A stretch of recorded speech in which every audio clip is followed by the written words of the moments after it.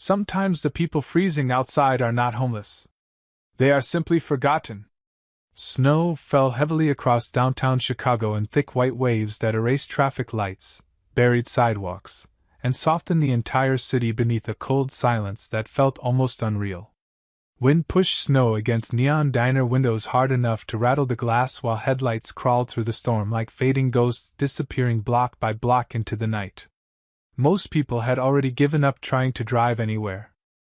The streets outside Harper's Diner were nearly empty except for a few bundled strangers hurrying through the weather with their heads lowered against the brutal wind chill.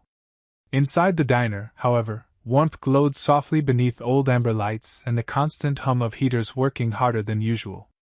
Coffee steamed behind the counter. Pancakes hissed on the grill. Country music played quietly from an aging speaker near the kitchen door. Clara Bennett wiped down the last booth near the front window while rubbing warmth back into her fingers between customers. Her shift had already stretched past 11 hours because 2 employees called out during the storm. Her feet hurt. Her apartment rent was 3 weeks overdue. And the power company had left a final notice taped to her door that morning warning electricity would be disconnected within 48 hours if she missed another payment.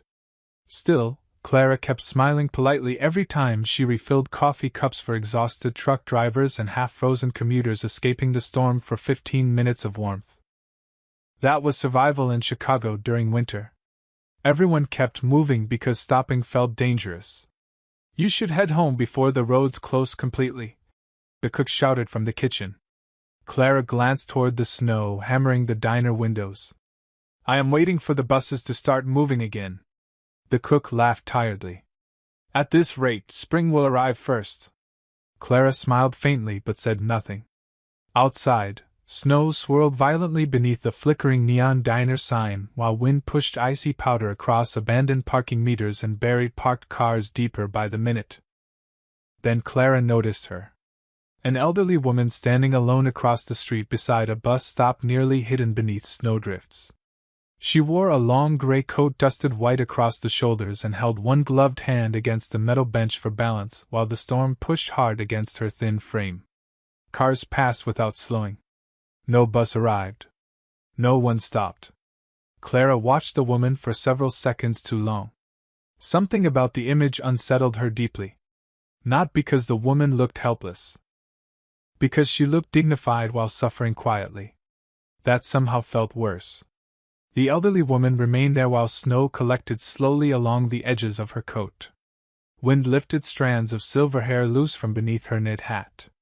Even from across the street, Clara could see her hands trembling from the cold. "Do not even think about it," the cook warned immediately after noticing where Clara was looking. "We are closing in 20 minutes. Clara kept staring toward the bus stop. She has been standing there a while. "Everybody is stranded tonight." Clara grabbed her coat from behind the counter anyway. "She is elderly." The cook sighed heavily. "Clara." But she was already moving toward the door. The bell above it rang softly as freezing wind exploded into the diner the moment she stepped outside. Snow bit sharply against her cheeks while icy air instantly filled her lungs. The street crossing felt longer than usual through knee-deep snow and brutal gusts that nearly stole her balance twice before she finally reached the bus stop. Up close, the elderly woman looked exhausted. Her pale blue eyes carried the kind of tiredness that came from years instead of one difficult night. "Ma'am?" Clara said gently over the wind. The woman looked up slowly, startled. Clara tightened her coat around herself against the freezing air. "You cannot stay out here tonight." The woman attempted a faint polite smile. "I do not wish to bother anyone." Snow continued falling heavily around them while neon diner light glowed softly across the storm behind Clara like the only warm thing left in the city. Clara looked at the nearly empty street one more time before speaking quietly. "Then come bother me instead." The elderly woman hesitated beneath the storm for several long seconds while snow swirled around the bus stop in thick white sheets. Clara Bennett could already feel the freezing wind cutting through her coat sleeves and soaking the edges of her shoes, but the woman standing in front of her looked far colder. Not just physically. There was a loneliness around her that felt older than the storm itself. I truly do not want to inconvenience you, the woman said softly. Her voice carried remarkable elegance despite the cold trembling beneath it. Educated. Refined. The kind of voice Clara usually only heard from wealthy customers passing through downtown hotels during convention season. Clara smiled faintly through the falling snow. I work at the diner right there. She pointed toward the glowing neon sign across the street. At least come warm up for a little while. The woman glanced toward the diner windows glowing amber through the storm. For a moment, something unreadable moved across her pale blue eyes. Relief, perhaps. Or memory. Finally, she nodded once. All right. Clara carefully guided her across the street, while snow crunched beneath their boots and icy wind pushed against them hard enough to steal their balance twice before they finally reached the entrance. The moment the diner door opened, warmth rushed over them in soft waves carrying the scent of coffee, soup, and grilled onions. The old bell above the entrance chimed gently. Everyone inside looked up immediately. You actually brought her back here? The cook muttered from behind the counter, though not cruelly.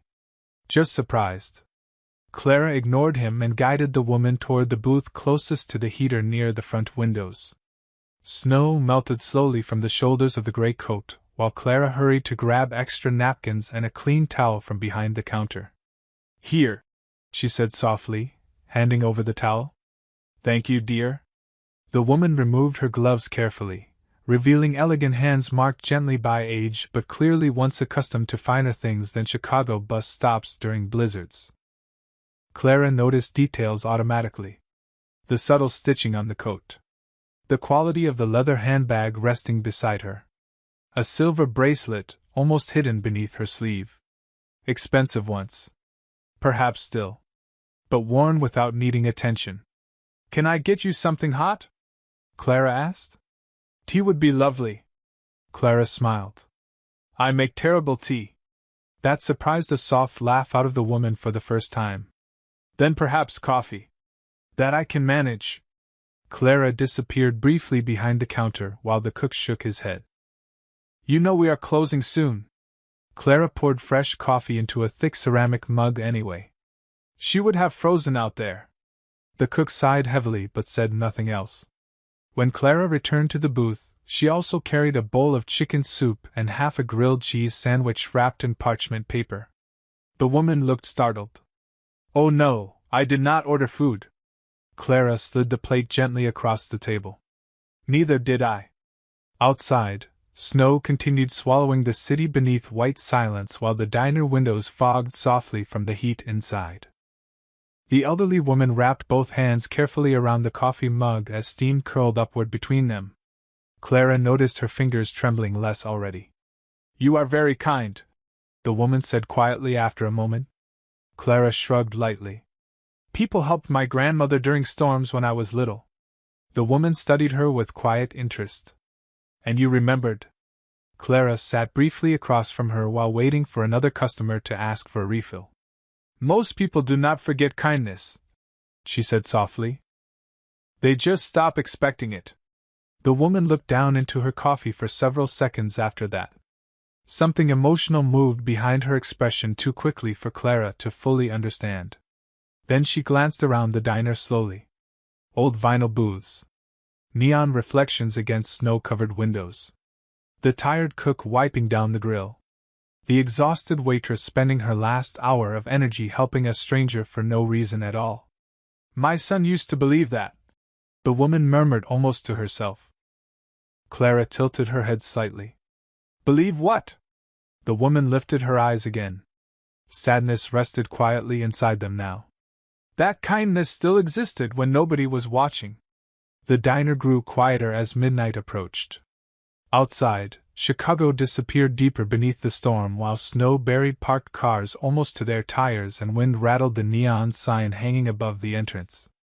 Inside Harper's Diner, warmth gathered softly around the old vinyl booths and fogged windows like a fragile shelter against the freezing world beyond the glass. Clara Bennett refilled the elderly woman's coffee again without asking. The woman smiled faintly as steam curled upward between her elegant hands. You keep rescuing me, she said softly. Clara leaned lightly against the booth. The weather is doing most of the attacking. That brought another quiet laugh. Softer this time. More genuine. Clara noticed how different the woman looked now that color had returned to her face. Her silver hair framed delicate features marked gently by age but not weakness. There was refinement in every small movement. The way she folded her napkin. The way she held the coffee cup. Even the way she looked around the diner carried calm observation instead of judgment. "You are not from around here, are you?" Clara asked carefully. The woman glanced toward the snow outside. "I used to live in Chicago many years ago." Her voice softened slightly. "Before life became larger." Clara smiled faintly. "That sounds mysterious." "It sounds exhausting," the woman corrected gently. Clara noticed a book resting partly inside the woman's handbag now. Leather-bound. Old. The edges worn smooth with time. When the woman shifted slightly, Clara caught the title stamped in fading gold lettering. Tolstoy. First edition, if Clara remembered correctly from the antique bookstore she sometimes visited when she wanted to pretend her life felt bigger than unpaid bills and double shifts. "You read Russian literature?" Clara asked, surprised. The woman looked equally surprised back. "You recognize it?" Clara shrugged softly. "I like old books." The woman studied her more carefully after that. "Most people your age no longer read Tolstoy voluntarily." Clara laughed quietly. "Most people my age are probably smarter than me." "No," the woman said immediately. "Only busy or distracting themselves." The sentence lingered gently between them while snow hammered the windows harder outside. Clara sat down across from her for a moment longer than she normally allowed herself during closing hours. Something about the woman's presence felt strangely calming. Like speaking to someone who had already survived things Clara could not yet imagine. "What about your son?" Clara asked eventually. "Does he read Tolstoy too?" The woman smiled faintly into her coffee.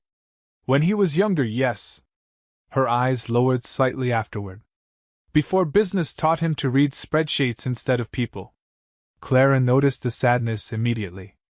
Not dramatic sadness. Quiet disappointment. The kind mothers carried silently for years without speaking about it directly. "He must be important," Clara said carefully. The woman gave a small tired sigh. "Important people are usually just lonely people with larger offices." Clara looked toward the snow-covered windows. "That sounds kind of sad." "It is." The honesty in the answer surprised them both. Behind the counter, the cook shut off half the lights near the empty booths while country music drifted softly through the nearly deserted diner. Only one truck driver remained finishing coffee near the entrance. The storm outside showed no signs of slowing. Clara checked the clock.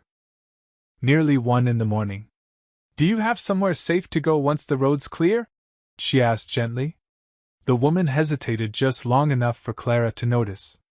"Eventually." Clara frowned slightly. "Eventually?" The woman wrapped both hands around the warm mug again. "My son worries too much," she said quietly. "If he realizes I am stranded, half the city will probably start searching for me." Clara laughed softly. "That sounds dramatic." The woman smiled sadly. "You have no idea." Before Clara could answer, headlights suddenly appeared through the storm outside. Not one vehicle. Several. Black SUVs slowly emerging through the snow-covered street like dark shadows beneath the neon diner lights. Clara straightened slightly. The elderly woman looked toward the windows too, and for the first time all night, genuine concern crossed her face. "Oh dear," she whispered almost to herself. "He found me." The black SUVs rolled slowly through the snow-covered street outside Harper's Diner like shadows cutting through a white ocean. Their headlights reflected across the diner windows in long silver streaks while thick snow continued falling hard enough to blur the city beyond the intersection. Clara Bennett stood beside the booth holding the empty coffee pot against her apron, staring toward the vehicles with growing confusion. 3 SUVs. Expensive. Dark-tinted windows. Definitely not normal for this neighborhood at 1 in the morning during a blizzard. Across from her, the elderly woman lowered her eyes briefly into the steam rising from the coffee mug. "I was hoping they would not panic," she murmured softly. Clara blinked. "Who?" Before the woman could answer, the front diner door opened violently against the wind. Freezing air swept through the restaurant carrying snowflakes across the tiled floor while two men in dark winter coats stepped inside quickly, scanning the room with controlled urgency. Not police. Not criminals either. Security. Clara recognized the posture immediately. The cook behind the counter straightened in alarm. The truck driver near the entrance quietly lowered his coffee cup. One of the men spotted the elderly woman instantly. Relief crossed his face so fast it almost looked emotional. "Mrs. Whitmore." The woman sighed softly. "I told all of you I was perfectly safe." The second man stepped closer. "Mr. Whitmore has been searching for you for 3 hours." Clara glanced toward the woman in surprise. Whitmore. The name tugged at something familiar in her memory. Downtown skyscrapers. Financial headlines. Billboards near O'Hare Airport. The elderly woman gave a small apologetic smile. "I may have forgotten my phone in the car earlier." "Forgotten?" one of the security men repeated carefully. "Ma'am, the entire city executive team is awake right now." The woman looked genuinely embarrassed by that information. Clara watched the scene unfold with growing disbelief while snow swirled through the still open doorway behind the men. "I truly did not mean to create such trouble." Then another figure stepped inside the diner. Taller. Broader shoulders. Dark charcoal overcoat dusted with snow beneath the harsh neon lights. The moment he entered, the atmosphere shifted instantly. Quiet. Heavy. Controlled power wrapped inside exhaustion. Adrian Whitmore removed one black leather glove slowly while scanning the diner with sharp gray-blue eyes that missed nothing. Clara recognized him immediately. Everyone in Chicago recognized him. Founder of Whitmore Capital. Billionaire investor. One of the youngest CEOs ever featured on the cover of Forbes twice in the same year. Adrian Whitmore looked far colder in person than he did in magazines. Not arrogant. Simply tired in a way wealth never fixed. His gaze landed on the elderly woman sitting safely inside the booth near the heater. Everything in his expression changed at once. "Mother." The word carried relief so quietly it almost hurt to hear. The elderly woman smiled gently. "Hello, Adrian." He crossed the diner immediately, ignoring everyone else in the room. Snow melted slowly from the shoulders of his expensive coat as he stopped beside the booth and carefully touched his mother's hand. "Are you all right?" "I was cold," she admitted softly. "But this young woman rescued me." Only then did Adrian Whitmore finally look toward Clara. Fully. Directly. Clara suddenly became very aware of the coffee stains on her apron and the exhaustion beneath her eyes after a double shift. Adrian studied her silently for a moment, while snow continued falling outside and the heater hummed softly beside the booth. Then his gaze moved toward the untouched soup bowl, the folded towel Clara had brought earlier, and the extra blanket draped carefully across his mother's shoulders. He noticed every detail instantly. Men like him were trained to notice details. "You stayed open for her?" he asked quietly. Clara shook her head slightly. "We were already closing." Adrian looked toward the storm outside the windows. "And you still went out there?" Clara shrugged softly. She looked like she needed help. The simplicity of the answer seemed to affect him more than she expected. For a brief second, something emotional moved across his face before disappearing again beneath control. His mother looked up at him quietly. "She sat with me for nearly 3 hours." Adrian glanced down at the coffee mug still warming his mother's hands. Then back at Clara. "Most people would not do that for a stranger anymore," he said softly. Clara looked toward the snow outside. "Maybe most people are just tired." Silence settled over the diner after that. Not awkward. Reflective. Adrian Whitmore continued watching Clara Bennett carefully while the storm buried Chicago deeper beneath white silence outside.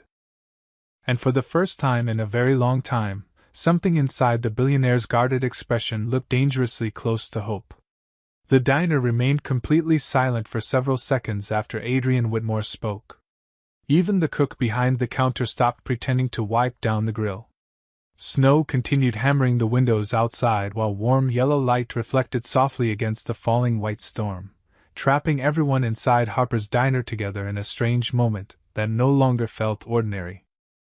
Clara Bennett shifted awkwardly beneath the billionaire's attention. Men like Adrian Whitmore did not belong in places like this. Not at 1:30 in the morning. Not standing beside old vinyl booths with snow melting from expensive leather shoes onto cracked diner tile. Yet there he was, studying the exhausted waitress who had offered his mother soup and warmth without asking for anything in return. Adrian slowly removed the rest of his gloves while one of the security men stepped forward quietly. "Sir, the roads are worsening again. We should probably leave soon." Adrian nodded once without taking his eyes off Clara. "Give us a minute."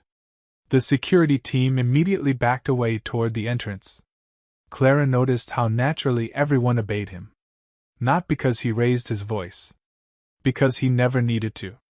Evelyn Whitmore smiled softly from inside the booth. "I told you she would not leave me standing outside." Adrian finally sat down across from his mother while Clara remained standing nearby holding the empty coffee pot against her apron. He glanced toward the nearly untouched grilled cheese sandwich and bowl of soup. "Did you eat enough?" he asked his mother quietly. Evelyn gave him a look filled with familiar maternal disappointment.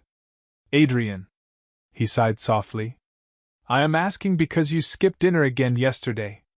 Clara looked away instinctively, suddenly feeling as though she had stepped into a deeply personal moment between two people who spent too little time together. Evelyn noticed immediately. "Sit down for a moment, dear," she said gently to Clara. Clara hesitated. "I should probably finish cleaning before closing." Adrian spoke calmly before she could move away. "Please." The word carried no arrogance. Just sincerity. Clara slowly sat at the edge of the booth nearest the aisle while snow buried Chicago deeper outside the diner windows. Adrian studied her for another quiet moment. "You work nights often?" Clara nodded. "Most weeks." "And you still stopped for a stranger in the middle of a snowstorm?" Clara shrugged softly. "I could not leave her out there." Adrian leaned back slightly against the booth cushion. "Most people would have." Clara looked down at the scratched tabletop beneath her hands. "Most people are trying to survive." The answer seemed to affect him again. Evelyn watched her son carefully now, almost knowingly. "What about you?" Adrian asked Clara quietly. "Are you surviving?" Clara laughed faintly under her breath. "Depends on the day." Adrian noticed the exhaustion beneath her eyes then. The slightly frayed cuff on her coat sleeve hanging beside the booth. The way she rubbed warmth back into her hands when she thought nobody was looking. Small details. The kind wealthy people often stopped noticing because comfort protected them from needing to. "You should not have spent your own money on the taxi earlier," Evelyn said gently. Clara blinked. "How did you know about that?" Evelyn smiled softly. "The cashier told me while you were in the kitchen." Clara immediately looked embarrassed. "It was only $20. Adrian's expression shifted faintly. "You paid for transportation before knowing whether she could repay you."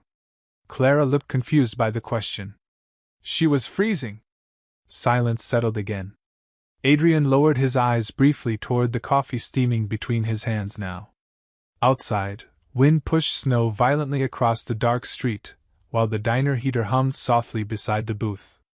"Do you know," Adrian said quietly after a moment, "how many people ask me for things every day?" Clara shook her head lightly. "Probably a lot." A tired smile touched his face without humor. "More than you can imagine." He looked back up toward her. "And tonight you are the first person I have met in months who offered something without wanting anything back." Clara did not know how to answer that. Because the truth was simple. She had not thought about reward at all. She had only seen an elderly woman alone in dangerous weather. Evelyn reached over and touched her son's wrist gently. "That is why this matters so much to you." Adrian looked at his mother for a long moment before nodding once. Slowly. Honestly. Yes, he admitted quietly. Then he turned back toward Clara Bennett, while snow continued falling endlessly outside the diner windows. I think, the billionaire said softly, you reminded me of something I forgot a long time ago. The storm finally began weakening close to 3 in the morning. Snow still drifted across downtown Chicago in soft white waves, but the violent wind had calmed enough for traffic lights and distant buildings to slowly reappear beyond the diner windows. Harper's Diner glowed warmly against the frozen streets like the last awake place in the city. Inside, the heater hummed steadily while coffee cooled untouched in ceramic mugs and exhaustion settled over everyone in quiet layers. Clara Bennett stood near the counter wrapping leftover pie slices for disposal, while Adrian Whitmore remained seated across from his mother inside the booth near the window. The billionaire no longer looked like the intimidating financial figure constantly photographed outside glass skyscrapers and luxury conferences. Beneath the soft diner lights, he simply looked tired. Human.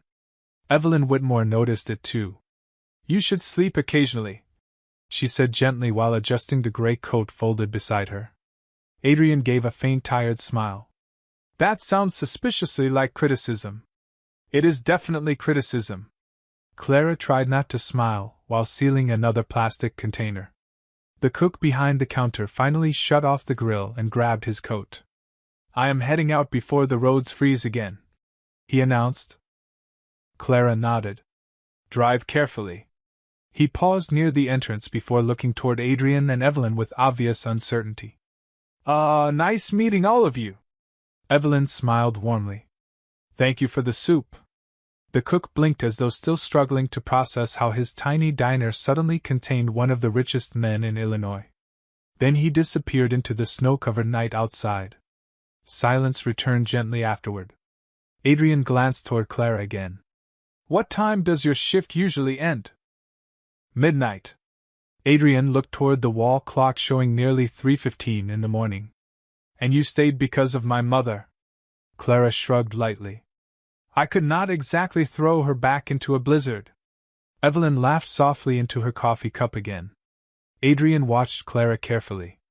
Most people would still choose themselves first. Clara leaned against the counter with tired arms crossed loosely.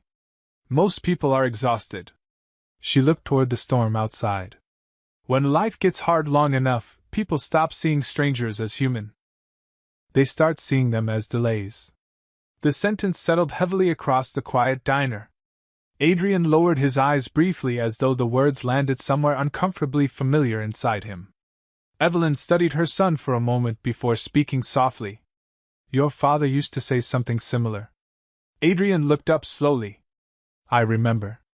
His voice carried surprising emotion beneath its calmness. Clara noticed it immediately. So did Evelyn.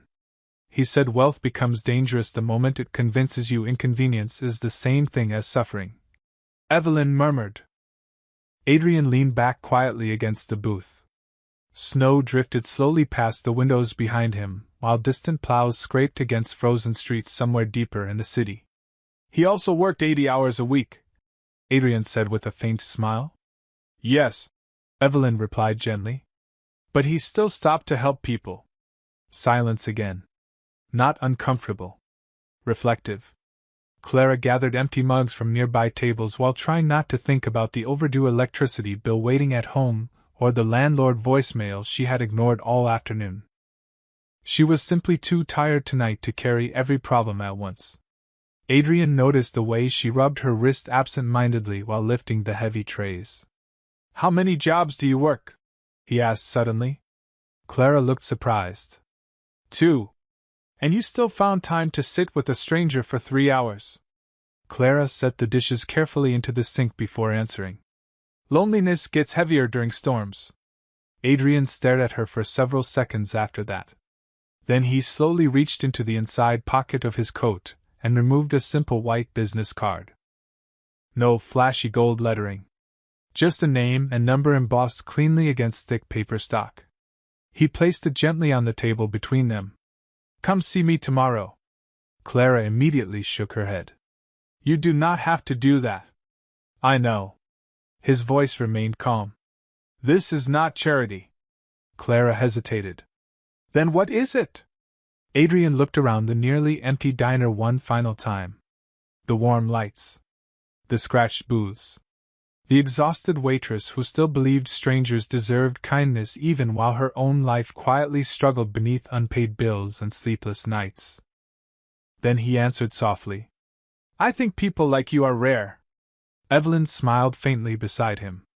Adrian continued quietly. And I spent too many years surrounding myself with people who only understood value in dollars. Outside, snow continued falling gently across Chicago while the Billionaire CEO rose slowly from the booth beside his mother. Before leaving, Evelyn stepped toward Clara and squeezed her hand softly between both of hers. Thank you, she whispered. Clara smiled tiredly. Drive safely. Adrian paused beside the entrance afterward with snow-covered darkness waiting behind the glass doors. For a brief second, he looked back toward Clara Bennett standing beneath the warm diner lights holding an empty coffee mug in both hands. And somehow, the billionaire suddenly realized that the most valuable thing he had found all year was not inside a boardroom or investment portfolio. It was kindness offered quietly by someone who believed compassion still mattered even when nobody important was watching. Clara Bennett slept barely 4 hours before her alarm dragged her awake the next morning. Pale winter light pushed weakly through the cracked blinds of her tiny apartment, while old pipes rattled somewhere inside the walls. The storm had passed, but Chicago remained buried beneath thick snow that reflected cold white light across everything outside. Clara sat up slowly beneath heavy blankets, still exhausted from the double shift and the strange night that now felt almost unreal. For a moment she wondered whether she had imagined the billionaire sitting inside Harper's diner drinking coffee at 3 a.m, while snow buried the city outside. Then she noticed the business card resting on the small table beside her bed. Adrian Whitmore. Simple black lettering. Heavy paper stock. Real. Clara exhaled softly and rubbed her tired eyes. The apartment around her looked exactly the same as always. Tiny kitchen. Flickering heater. Second-hand furniture gathered over years from thrift stores and sidewalk giveaways. A final utility notice still rested unopened near the sink beside yesterday's unpaid bills. Nothing about her life had changed overnight. And yet something felt different anyway. She arrived at Harper's diner shortly after 10 that morning while sunlight reflected painfully bright against frozen sidewalks and towering snowbanks pushed against the curbs. The entire city looked softened beneath snow, quieter somehow. Inside the diner, however, chaos waited immediately. What exactly did you do last night? The cook demanded the second Clara walked through the door. Clara blinked in confusion. What? He pointed toward the front windows. 3 black luxury SUVs sat parked outside the diner beneath melting snow. People inside nearby shops openly stared toward the entrance. Clara felt her stomach tighten instantly. Oh no. Before she could say another word, the diner door opened. Adrian Whitmore stepped inside alone this time wearing a dark wool coat over a charcoal sweater instead of a business suit. No photographers. No assistants. No visible security. Somehow that made his presence feel even more serious. Conversations inside the diner stopped immediately. A waitress near the counter nearly dropped an entire tray of coffee cups. Adrian noticed none of it. His attention settled directly on Clara the moment he entered. Good morning, he said calmly. Clara stood frozen near the register, still holding her coat. Good morning. The cook stared openly between them in disbelief. Adrian glanced around the small diner briefly before speaking again. Do you have a break soon? Clara looked completely unprepared for the question. Maybe 20 minutes? Adrian nodded once. I will wait.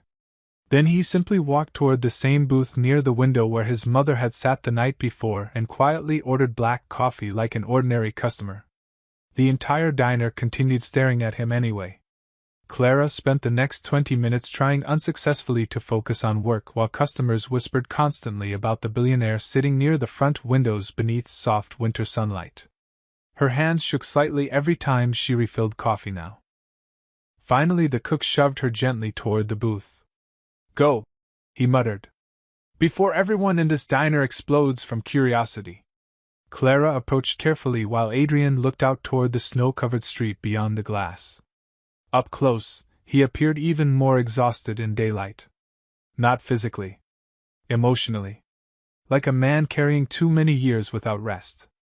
"You came back," Clara said quietly after sitting across from him.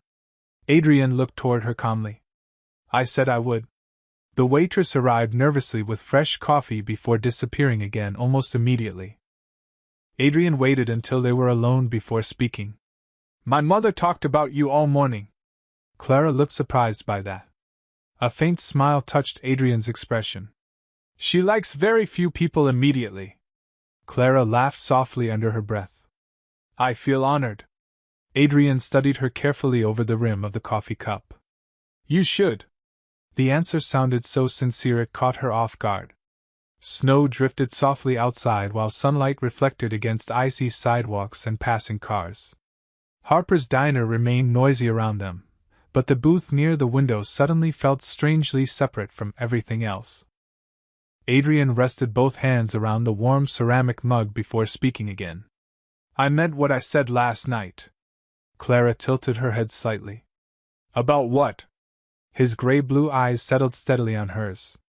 "People like you are rare." Clara immediately looked uncomfortable. "You barely know me." Adrian glanced toward the diner staff laughing tiredly behind the counter before answering quietly. "No." His voice lowered slightly. "But I know what kind people look like when nobody important is watching them." Clara Bennett did not know how to respond to compliments from men like Adrian Whitmore. Wealthy people usually praise service workers the same way they tip them. Briefly. Politely. Then they moved on with their lives without remembering names or faces afterward. But Adrian looked at her differently. Carefully. Like someone trying to understand how kindness still survived in a world that rewarded selfishness faster.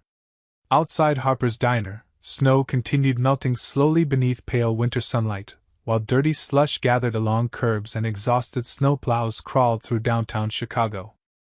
Inside the diner, however, warmth and noise returned gradually as lunch customers filled booths and coffee cups clattered against counters again. Still, every few minutes someone glanced toward the billionaire seated quietly beside the front window. Adrian ignored all of it. "You make it sound like kindness is unusual," Clara said softly. Adrian leaned back slightly against the booth. "In my world?" A faint tired smile crossed his face. "It is." Clara looked down at the coffee mug warming her hands. "Maybe your world is the problem." The honesty surprised both of them. Adrian stared at her for a second before letting out a quiet laugh beneath his breath. "Real this time. Not corporate. Not practiced."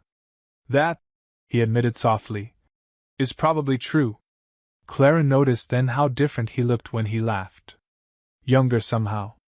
Less guarded. Like the version of him his mother probably remembered before boardrooms and financial headlines replaced ordinary life. Adrian glanced toward the diner kitchen where employees moved quickly between orders and steaming plates beneath fluorescent lights. "How long have you worked here?" "Almost 5 years." "And before that?" Clara shrugged lightly. "College for a while." "What did you study?" "Literature." Adrian raised an eyebrow slightly. "Tolstoy Waitress." Clara laughed quietly. "Student loans are very romantic." Adrian smiled faintly into his coffee again before his expression slowly turned thoughtful. "My mother said you recognized the books she was carrying immediately." Clara nodded. "Most people do not carry old Russian novels into snowstorms." "Most people do not notice details anymore," Adrian replied softly. The sentence lingered between them while sunlight reflected across the melting snow outside the diner windows. Clara studied him quietly now. Beneath the expensive coat and billionaire reputation, Adrian Whitmore looked strangely lonely. Not dramatic loneliness. Controlled loneliness. The kind successful people learned to hide behind schedules and meetings until silence became more familiar than connection. "Can I ask you something?" Adrian said eventually. Clara nodded carefully. Why did you really help her? Clara blinked slightly. I already told you. You said she looked cold. His gray-blue eyes remained steady on hers. That was not the full answer. Clara hesitated. Nobody had asked her questions like this in a very long time. Questions that required honesty instead of survival. She finally looked toward the front windows where snow continued sliding slowly from parked cars outside. My grandmother used to say storms reveal people, Clara murmured quietly. Adrian listened without interrupting. Some people become cruel when life gets difficult. Some become invisible. And some remember what it feels like to be alone. She glanced back toward him afterward. Your mother looked lonely before she looked wealthy. Silence settled softly over the booth again. Adrian lowered his eyes briefly toward the coffee cup in his hands as though something inside her words had reached deeper than he expected. Around them, Harper's Diner buzzed with ordinary lunch-hour noise. Families ordering sandwiches. Construction workers laughing near the counter. Plates clattering. Nothing glamorous. Nothing important by billionaire standards. Yet Adrian suddenly looked more present there than he probably did inside most luxury restaurants or corporate towers. Finally he reached into his coat pocket again and slid a folded document gently across the table toward Clara. She frowned slightly. What is this? A proposal. Clara immediately looked suspicious. Adrian almost smiled at that reaction. Relax. I am not buying the diner. She unfolded the paper slowly. Community Outreach Director. Whitmore Foundation. Full salary. Health benefits. Education grant assistance. Clara looked up immediately in shock. This has to be a mistake. Adrian shook his head once. No. Clara stared at the paper again. Why would you offer me this? Adrian glanced briefly toward the busy diner around them before answering quietly. Because my company spends millions trying to improve communities. His eyes settled steadily back on hers.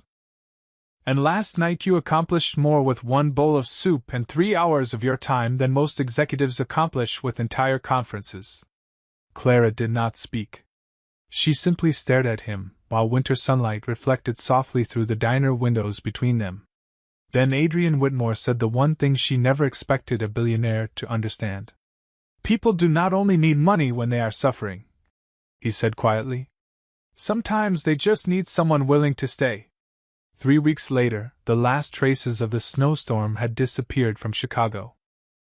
Sidewalks dripped beneath early afternoon sunlight, while the city slowly returned to its usual restless rhythm of traffic, crowded trains, and hurried strangers moving past one another without looking up. But inside the Whitmore Foundation building overlooking the river downtown, something quieter had begun changing.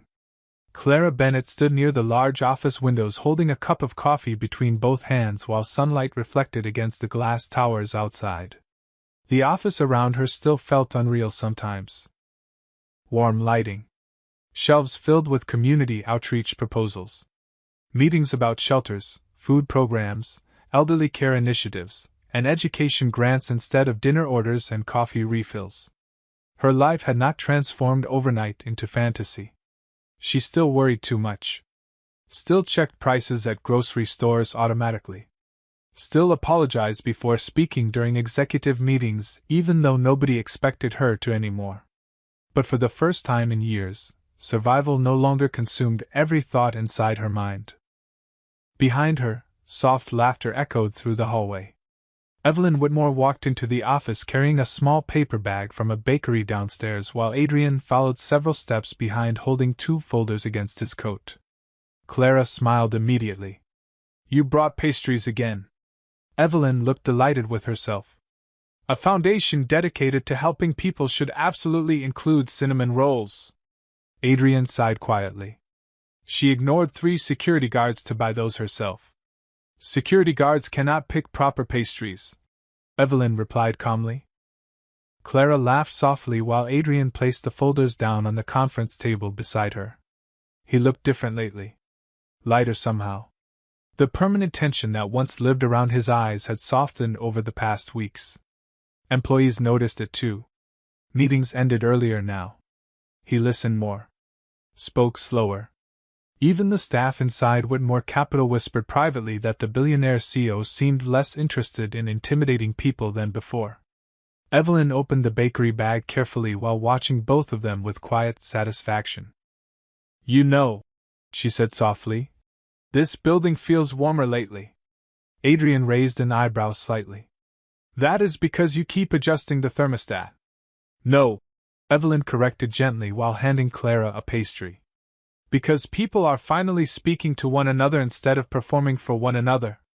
Silence settled briefly across the office after that. Clara looked down toward the city streets far below where strangers crossed intersections beneath sunlight without realizing how close loneliness often stood beside them every day. "I still cannot believe all of this happened because of one snowstorm," she murmured quietly. Adrian looked toward her calmly. "It was not the storm." Clara turned slightly. Adrian leaned one shoulder against the conference table. "It was the fact that you stayed." The sentence carried the same quiet honesty he always used when speaking about that night now. Not dramatic. Just real. Evelyn smiled softly into her coffee cup. "Most people underestimate how powerful kindness becomes when it arrives without conditions." Clara thought about that while sunlight reflected across the river outside the windows. Weeks earlier she had simply seen an elderly woman alone in dangerous weather, and made room for her inside a small diner booth near a heater. Nothing heroic. Nothing extraordinary. Yet somehow that small decision had reached further than she ever imagined possible. Adrian glanced toward the outreach reports spread across the conference table afterward. "The community shelter project opens next month," he said quietly. "Applications already doubled after the announcement." Clara smiled faintly. "That is good." Adrian looked at her carefully. "You changed the direction of this foundation in less than 30 days. Clara immediately shook her head. "No. I just reminded people to pay attention." Evelyn pointed gently toward her with the pastry. "Exactly." Outside, Chicago shimmered beneath soft winter sunlight, while life continued moving endlessly through crowded streets below. Inside the office overlooking the city, the billionaire CEO who once believed success mattered more than connection stood quietly beside the waitress who had unknowingly restored something wealth could never purchase back into his life. Not romance. Not admiration. Something far rarer. Faith in people again. Adrian walked toward the windows beside Clara and looked down at the city in silence for a moment before speaking softly. "Do you know the strange thing?" Clara glanced toward him. He smiled faintly. "I spent years believing powerful people change the world." His eyes moved toward the crowded streets below where ordinary strangers hurried through ordinary lives without recognition. "Turns out sometimes it is just one tired waitress offering soup to someone nobody else noticed." Clara laughed quietly beneath her breath while sunlight warmed the office windows around them. And somewhere deep inside Chicago, countless strangers continued passing one another every day without understanding how completely a single act of kindness could alter the direction of someone's life forever. Because the people who change the world rarely realize they are doing it while it happens.